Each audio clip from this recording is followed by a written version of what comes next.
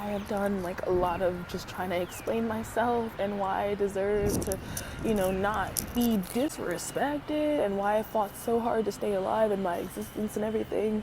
And it's like, if you have to prove yourself to people on this earth who are treating you down after everything you've been through, you're around the wrong people.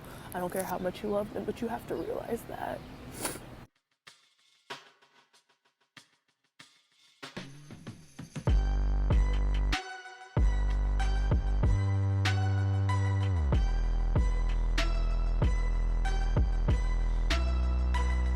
What's up, demons? Welcome back to my channel. It is Danny, and I am in a very gorgeous tropical place right now. I am in a penthouse suite, and I am in my tripping outfit.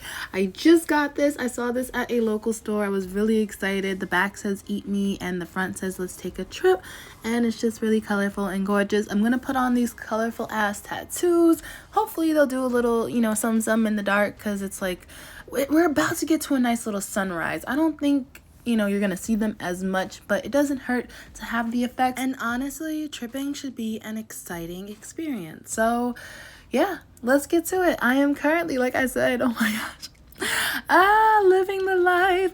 I am on a penthouse rooftop, y'all. I was vibing. Make sure you check out my Instagram for the videos with music so I can credit the artist. But I had a really good time. I tried to make this a really insightful trip this time. I wanted to kind of reset my brain. I am a vicious overthinker, and it's getting to the point where it's interfering with my life. Sometimes it's just normal anxiety and everything turned out okay, but other times, especially based off past experience, I've been right about some things I've been worried about, but I started to realize that sometimes it's just your environment. It's the company you keep. Maybe you shouldn't be around people or situations that make you overthink that much. Oh, nah, because this filter is doing way too much. I'm trying to give y'all the effects, the color effects. Yeah, I'm trying to give y'all the color effects.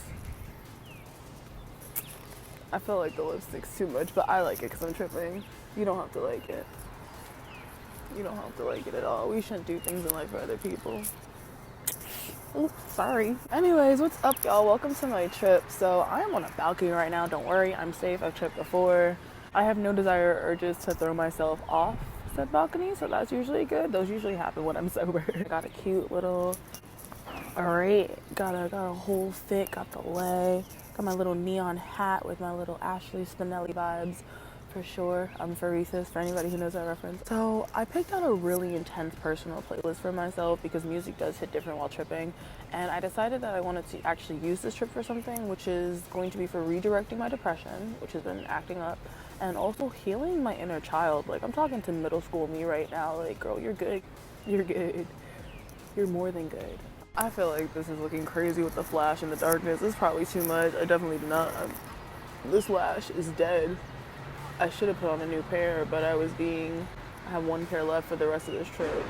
But anyways, that said, so I picked out a very specific playlist, and they're the type of songs that I hear when I'm heartbroken, depressed, the sad boy hours, the songs that I play when I don't feel good, and it evokes emotion, and that's fun because, you don't have to always exude happiness and joy. You just don't want to dwell in the sad moments too long.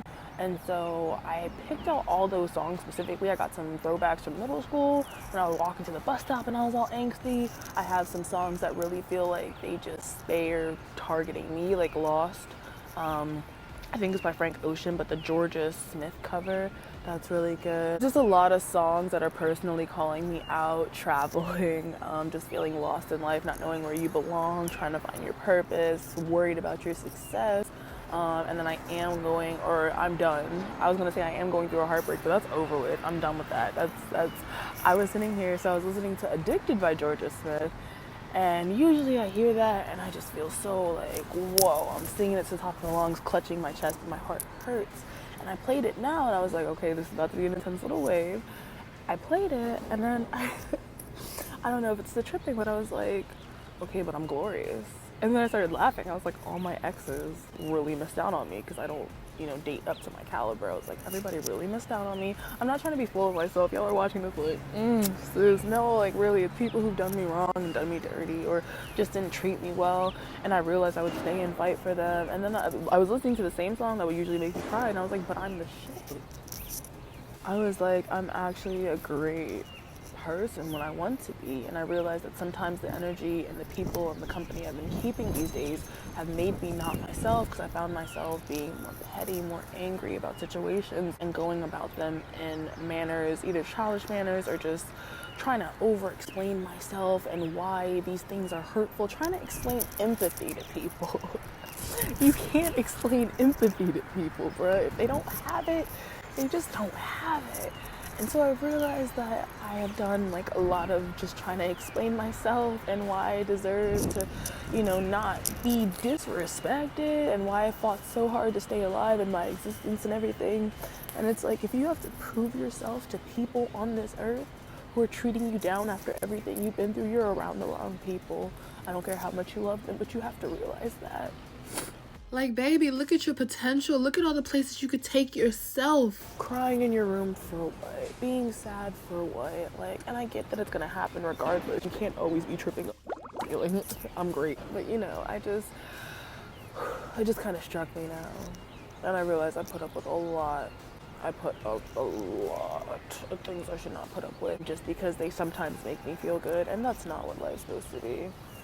It's not. Just because something makes you feel good occasionally. You need things that make you purely. It's okay. It's okay to just have things that purely make you feel good. Does that make sense? Yeah, sometimes there's some flaws in it, but it shouldn't be anything to the point where it's a battering to your spirit. Like, if it's something where you feel like your spirit's taking a hit, because I know I've done my spirit dirty for the past couple, at least 2 years, of what I've tolerated, the behavior, who I've been hanging out with, like, and not all of it's bad. I'm starting to get back to my old self, and I realize that this is just part of my journey in life. You can't sit there, that's another thing with regrets, like, you can't sit there and be like, oh my god, I wish I didn't do this, I wish I didn't do that. It's part of your life. It happened. You're dwelling on the past for what? You are here now in this moment, and it's funny because, like, I always hear it, I always philosophize it, so I'm struggling. It's a good philosophy to me. Basically, be in the moment, but I realize I never fucking do it. I'm the biggest hypocrite. I'm like, be in the moment, and then I'm either stressing about the past, and my depression's like, that looks bad, or anxious about the future and my success, and I had to sit there and realize I'm here right now. But yeah, I know I look insane right now, and this filter is not doing me any type of favors, and these lashes are not doing me any type of favors, because I just threw them on to do some photo shoot work later where nobody needs to know that they look busted as I snitch on myself on YouTube. But that said, yeah, I realize I'm kind of getting back to myself, and I'm feeling pretty good now. I was worried about this shroom trip because the last one I had, believe it or not, was not the best, but I was tripping with an ex who had no energy, was just not, I don't know, it just wasn't it. But yeah, I love myself, I'm chilling, I feel good. I'm not scared to be lonely. I'm excited for the future. I sat here and told myself, you're going to achieve everything in this lifetime. You have to believe in your ability to do that. You have to believe that you are going to accomplish the things you desire in this lifetime, and you have to believe you have the discipline to. Yeah, and I realized that, and I was like, all right, well, I'm good. But yeah, anyways, I'll catch y'all. Thanks for listening to my thoughts. The moon, can we see it? Can we see the moon I'm talking about? The moon in question? But yeah, I feel good. It went really quick too. That's another thing. I was out here shaking ass, and then all suddenly I was sad again, and then I was like, don't be sad, you're a bad bitch. You live a great life. Be grateful for your experiences.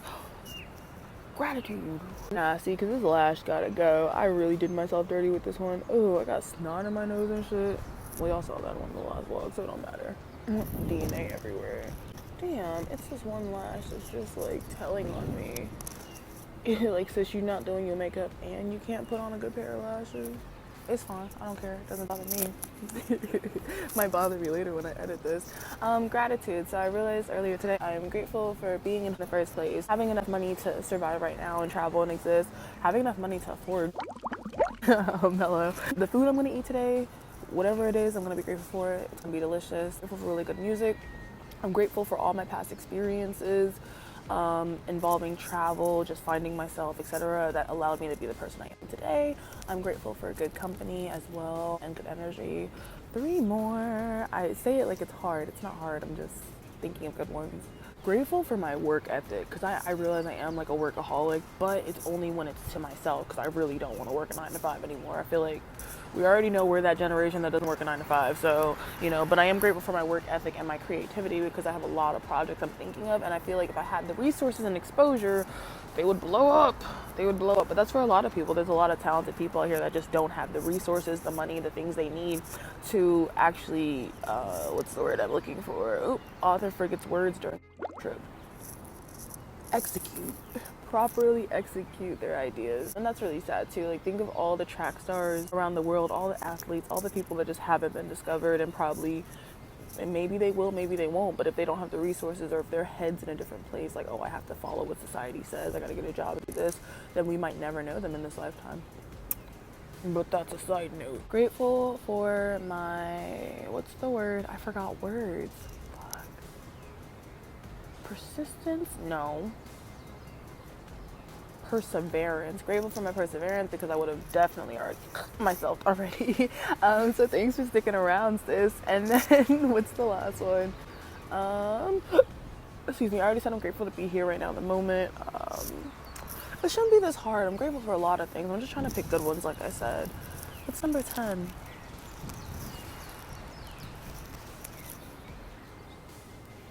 I'm grateful for opportunity and the ability to change your life any which way that you desire, if you so choose. Like, literally one video could change your life. You could be a YouTube famous star. One, trip could change your life. You can meet people. One connection might change your life. The fact that literally one thing, whether it's like a connection, an experience, a trip, whatever, can change the entire trajectory of your life. Oh, but we could say that word. Trajectory. We can't say it twice. The fact that it can change the entire trajectory of your life is terrifying, but it's also kind of tantalizing in a way too.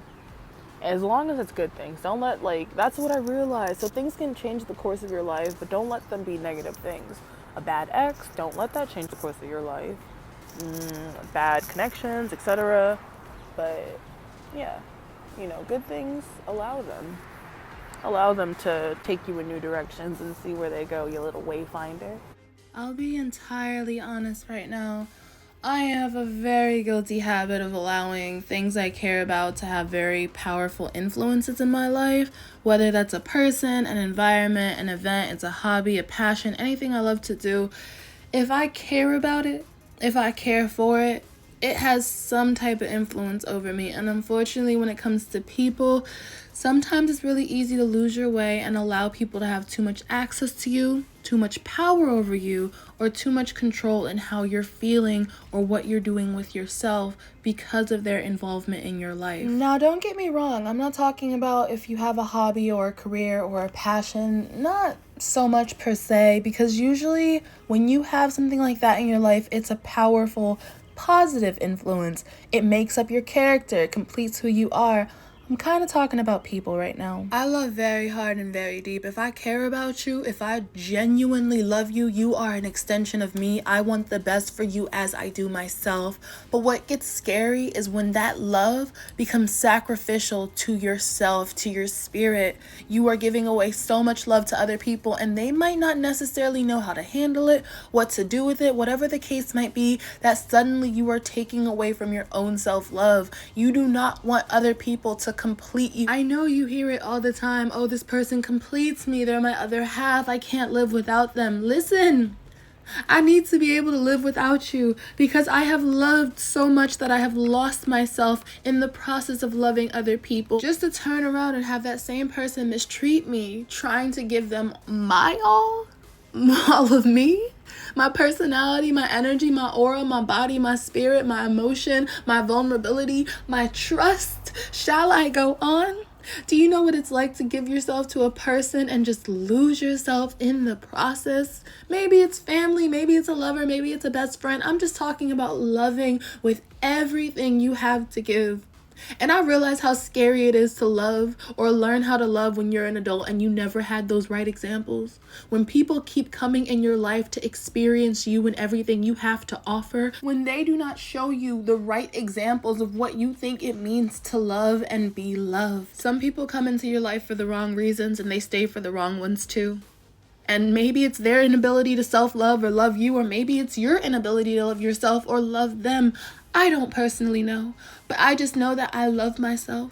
I love my own company, and it took me a very long time to get there, but I have gotten there. And anytime I let somebody complete me, I find myself losing my core self. I realized in the last maybe year or so, I have struggled with being alone and with my own company, and it's because I got uncomfortable with who I became. I was scared to be alone because I had not only lost self-love, but I had lost the person I inherently was and fought so hard to be because I allowed other people to do damage to me and my spirit. So that was me on that rooftop showing myself a lot of self-love because I had lost so much in the process of trying to love other people. Anyways, on a lighter note, we're actually seeing some shapes in the sky. Let's talk about it. Y'all, I can't. Staring at the sky like that. So it's like, if I move, it'll go away. This one says we are being supervised. All right. This shit's fake. World's a simulation. We can all force quit now. That's the funniest shit I've heard. Putting a formal complaint. Hello to whoever's watching us. Can you please fucking stop? Y'all, you can't see it, and you're gonna just watch this and be like, they're insane.